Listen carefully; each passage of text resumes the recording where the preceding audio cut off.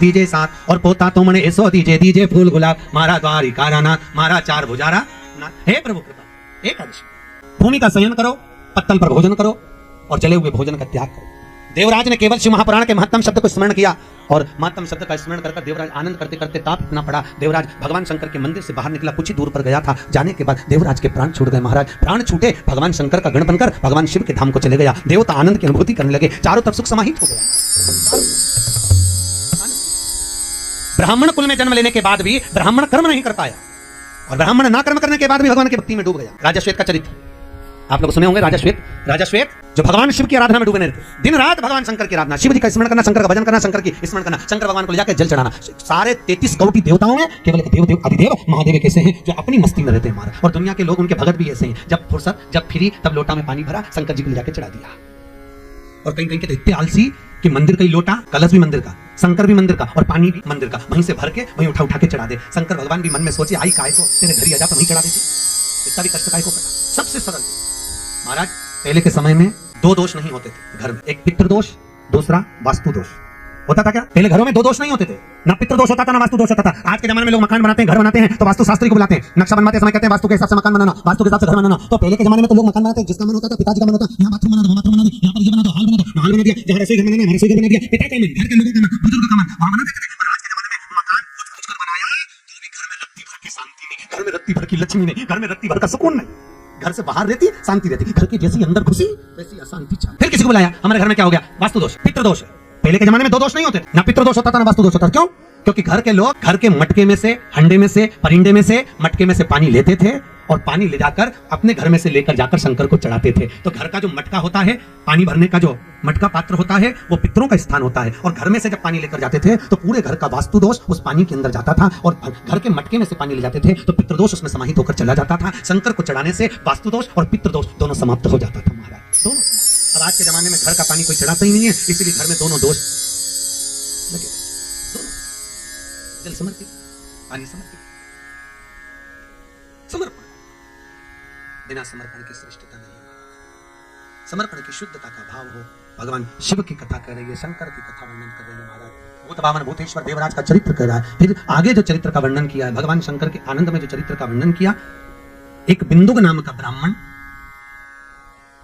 धन लेकर आता था, धर्मपत्नी को देता था, धर्मपत्नी पत्नी को देता। धर्मपत्नी और पत्नी में जमीन और आसमान का अंतर है, बहुत अंतर है। वेद व्यास जी ने गांधारी के नाम के आगे पत्नी लिखा है। किन्ने? वेद व्यास जी ने क्या लिखा? गांधारी धृतराष्ट्र की पत्नी। रामचरितमानस में तुलसीदास जी ने रावण की धर्मपत्नी मंदोदरी लिखा। क्या नाम लिखा है? जम के बताओ। धर्मपत्नी मंदोदरी। और वेद व्यास जी लिख रहे हैं गांधारी के लिए पत्नी गांधारी। कितना अंतर है? वो धर्मपत्नी, ये पत्नी। तो क्यों लिखा? क्योंकि धर्मपत्नी और पत्नी में जमीन और आसमान का अंतर होता है। पत्नी वो होती है जो पति को पतन के रास्ते पर ले जाती है, पत्नी वो होती है जो पति को सिनेमा घर ले जाती है, पत्नी वो होती है जो पति को मायके ले जाती है, पत्नी वो होती है जो पति को शॉपिंग मॉल ले जाती है, पत्नी वो होती है जो पति को घुमाने फिराने ले जाती है, और धर्मपत्नी वो होती है जो पति को शिव महापुराण की कथा में लाती है। और धर्मपत्नी वो होती है जो पति को धर्म के पथ पर लेकर जाए। धर्मपत्नी मंदोदरी धर्मपत्नी है, साधारण नहीं थी। याद रखिए, एक बार माता सीता जब विवाह कर अयोध्या में आई, माता जानकी जब विवाह कर अयोध्या में आई, माता जानकी ने 8 रात्रि तक अयोध्या का पानी नहीं पिया। माता सीता ने भोजन नहीं करा, अयोध्या का पानी नहीं पी रही है, भोजन नहीं कर रही है। जब अयोध्या का पानी माता सीता ने नहीं पिया, सीता जी से पूछा कौशल्या जी ने, तो अयोध्या का पानी क्यों नहीं पीती, भोजन क्यों नहीं करती? मां बस मन नहीं कर रहा। सुमित्रा जी ने पूछा, नहीं। दशरथ जी ने पूछा, सीता नहीं बोली, कैकेयी आई, उसने पूछा क्या बात है बहू, तो अयोध्या का पानी क्यों नहीं पीती, अयोध्या का भोजन क्यों नहीं करती, क्या बात है? इतने में माता सीता ने कहा, मां मेरी रोज सासू आकर पूछती है मैं पानी क्यों नहीं पीती, भोजन क्यों नहीं करती, मेरे ससुर आकर पूछते हैं मैं पानी क्यों नहीं पीती, भोजन क्यों नहीं करती। इतने में सीता जी ने माता कैकेयी से कहा, मां मैं अयोध्या का पानी इसलिए नहीं पीती, मैं अयोध्या का भोजन इसलिए नहीं करती क्योंकि मेरे पिता जनक जी कहते हैं जिस घर में भांजे की हत्या हुई हो उस घर का ना तो पानी पिया जाता है ना भोजन किया जाता है। मेरा ससुरा भांजे का हत्यारा है, मैं भोजन नहीं करूंगी, मैं पानी नहीं पीऊंगी। कैकेयी ने दोनों हाथों से अपने कानों को बंद कर लिया। बहू वाणी को विराम दे, कैसे शब्द बोल रही है, तेरे ससुर ने कभी चीटी नहीं मारी और तू कह रही है भांजे की हत्या कर दी। अग्नि की तरह बात पूरी अयोध्या में फैल गई। जैसे अयोध्या में बात फैली, दशरथ जी के कानों में शब्द गया कि मेरी बहू ने मुझ पर भांजे की हत्या का दोष लगाया है। शब्द पढ़ते ही दशरथ जी को चरित्र याद आ गया। जब पहुंचा सरयू तीर भरन को नीर विपत्ति का मारा, जल भर में गया बेचारा। श्रवण पानी को आया था, वो जल में तुम भी डुबोया था, अरे धोखे से मारा बाण कलेजा फाड़ा, जल भर में गया बेचारा। अब श्रवण कुमार ने दशरथ जी को देखकर कहा था, मामा जी भेद बता देना कि तुम मात को नीर पिला देना, मेरे पांव पड़ी जंजीर हुआ अंधियारा, जल भरने गया बेचारा। तब दशरथ जी ने पूछा, तूने मुझे मामा कैसे कह दिया? मैं तेरा मामा कैसे? श्रवण कुमार कहते हैं, मामा जी मेरी माँ से रोज पूछता था, माँ मेरे मामा कैसे लगते हैं, मेरे मामा कैसे लगते हैं? तो मेरी माँ ने कहा था, तेरे मामा के मस्तक पर सूर्यवंश का तिलक है, आज आपके माथे पर तिलक देखा इसलिए आपको मामा कह दिया। महाराज ये कंपनी का ट्रेडमार्क है कि कौन सी ब्रांड के हो, इससे ब्रांड का पता चलता है। त्रिपुण लगा है शंकर वाला, युमार का तिलक है कृष्ण वाला, तीन लगे हैं नारायण वाला, बिंदी लगी है लाल देवी जी वाला, काली बिंदी लगी है निम्बार्क वाला, पहचान में आता। सफेद तिलक के अंदर काली बिंदी विठल वाला, पहचान में आता। कौन सी कंपनी का? दो चीजें कंपनी की होती है, तुलसी की माला, गल मस्तक का तिलक। आजकल मृत्यु का ठिकाना नहीं, कम मौत आ जाए, कब प्राण छूट जाए, कोई भरोसा है क्या कि कब प्राण छूट जाए? मालूम पड़े प्राण छूटे और मुंह से राम नाम नहीं निकला, भगवान का भजन नहीं निकला तो नरक पड़ जाओगे। इसीलिए गले में तुलसी की माला हो या मस्तक पर तिलक हो, अगर प्राण छूट भी गए, राम नहीं भी निकला, हरि विठल नहीं भी निकला, शंकर का नाम नहीं भी निकला और मर गए, तो मरने के बाद यम के दूत अगर बंदी बनाने आएंगे, तो यम के दूत जब बंदी बनाने आएंगे, माथे पर त्रिपुण लगा देखेंगे, तो यम के दूत पहचान जाएंगे कि अपनी कंपनी का माल नहीं है, शंकर जी की कंपनी का है, वही लेकर जाएगा। एक CFL का बल्ब अगर बेकार निकल जाता है तो कंपनी का माल वापस कंपनी में जाता है। उसी तरह अगर त्रिपुण लगा दिख गया तो वापस तुम शंकर जी के धाम में पहुंच जाओगे। और मान लो किसी किसी का लेवल भी मिट जाता है तो नीचे सील लगी हुई है, गले में तुलसी की माला या रुद्राक्ष की माला पड़ी है, तो भी यमदूत के लिए पहचान जाएंगे इसके गले में माला पड़ी है, ये तो भगवान के दरबार में जाए। अब भगवान दशरथ जी के मस्तक पर तिलक देखा, श्रवण कुमार ने मामा कर दिया, मेरी माता को जल पिलाना। श्रवण कुमार के माता पिता के पास में जब दशरथ जी पहुंचे, दशरथ जी की आंख में आंसू भर गया कि यहां तो मेरी बहन बैठी है सुहांगी। दशरथ जी की एक ही बहन थी जिसका नाम था सुहांगी, जो शांति मुनि के साथ बिहाई थी। या मेरी बहन बैठी, देखा आंख का आंसू दशरथ जी का बहन के पांव पर गिर गया। बहन ने कहा, भैया आप? हाँ, तुम्हारे भांजा आने वाला है। भांजा वो जल लेने गया है। दशरथ जी ने पूरा चरित्र सुना दिया, पूरा चरित्र। इतने में जमाई ने श्राप दे दिया, दशरथ मैं अपने पुत्र के वियोग में प्राण त्याग रहा हूं, तुम्हें भी त्यागना पड़ेगा। आज दशरथ जी को वो चरित्र याद आया कि मेरी बहू गलत नहीं कर रही है, मेरे हाथों से भांजे की हत्या हुई है। विश्वामित्र जी जाकर पूछो क्या करा जाए कि भांजे की हत्या का दोष मिट जाए। विश्वामित्र जी ने कहा, 10,000 ब्राह्मण को एक जगह पर बिठाकर भोजन कराओ, दक्षिणा देकर विदा कर दो, भांजे की हत्या का दोष मिट जाएगा। वैसा पूछा सीता से, करा दें? सीता जी ने कहा, मेरे पिताजी ने ये नहीं बताया। कई कई बहुएं होती हैं मायके के मेथड से चलती हैं। सास उनको बताती है कि दिल्ली का लड्डू ऐसे बना, तो नहीं बनाएगी, माँ ने जैसा बताया वैसी बनाएगी। मेरी मम्मी ने तो ऐसा बताया, वैसे करेगी। सीता जी ने कहा, मेरे पिताजी ने नहीं बताया, तो तुम्हारे पिताजी ने क्या बताया? सीता जी कहती है, मेरे पिताजी ने बताया, कोई ऐसा ब्राह्मण जिसने ना कभी किसी के घर खाया हो, ना पानी पिया हो, किसी के घर में मुंह झूठा ना करा हो, ऐसे ब्राह्मण को घर में बिठाकर भोजन करा दो, दक्षिणा देकर विदा कर दो, भांजे की हत्या का दोष मिट जाएगा। दशरथ जी ने पूरी अयोध्या में देखा, ऐसा बामण नहीं मिला।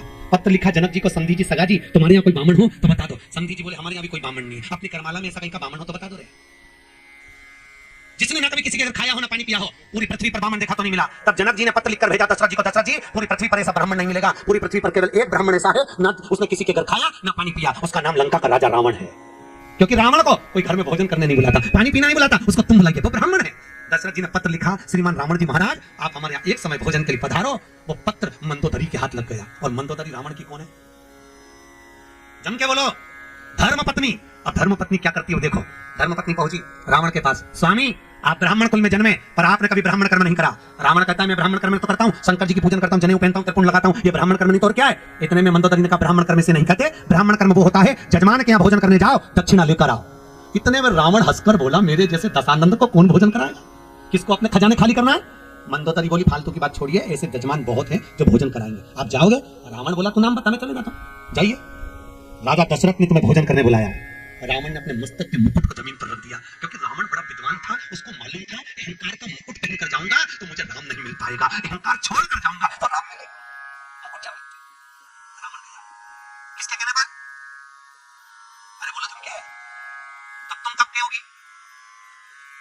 तो मंदोदरी थी, उन्होंने कहा राम जी के दरबार में, तो तुम भी रोज जाके बोलोगे कि नहीं बोलोगे? चलो कथा हो रही है। 7 दिन में एक दिन तो धर्म पत्नी बन जा। मेरा निवेदन इतना सा है, उनको भी साथ लेकर। और जो न्याय तो निवेदन है, जो कथा सुनने न्याय माताओं, उसको पूरी कथा यहाँ से जाकर पूरी पूरी सुना। इंदौर की कथा याद आ गई हमको, गुमास्ता नगर में कथा थी, हमने कहा जितनी कथा यहाँ सुनकर जाओ, सारी कथा घर पे सुना। एक नई नवेली बहू, 3 महीने हुए थे शादी के, 3 महीने शादी के, वो रोज जाए कथा सुनाए।